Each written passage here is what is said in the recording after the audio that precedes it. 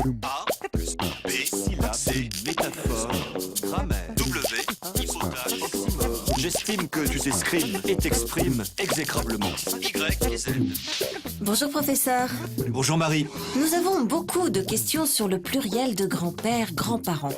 La question semble grave, au point que Virginie de France mentionne même dans son courriel un certain arrêté de 1901. S'il vous plaît, dites-nous professeur. Marie, apaisons les inquiétudes. En fait, ni grands-parents ni grand-père ne posent de problème. L'adjectif grand y prend un S au pluriel. C'est grand-mère qui soulève une difficulté. Son usage est flottant. L'Académie française, dans sa grammaire, recommande de faire varier les deux éléments, donc des grands-mères. Un usage qu'elle ne respecte pas d'ailleurs toujours elle-même. D'où vient le problème? Du fait que mère est un féminin.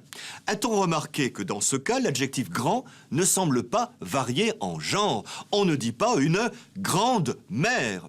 Cela vient du fait qu'en ancien français, grand était une forme à la fois masculine et féminine. On a depuis fabriqué le féminin grande.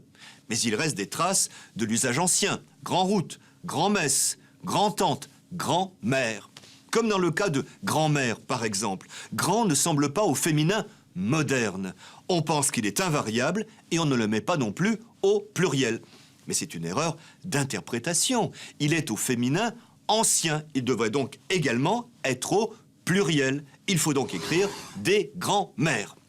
L'usage mal éclairé étant flottant, un arrêté ministériel du 26 février 1901 recommande aux correcteurs de ne pas compter de fautes dans le cas où grand reste invariable dans grand-tante, grand-mère, etc. Mais il s'agit d'une tolérance grammaticale pour les examens et concours. Pourquoi ne pas tout simplement appliquer les règles générales de la mise au pluriel? Encore une fois, le plus souvent possible, faisons simple.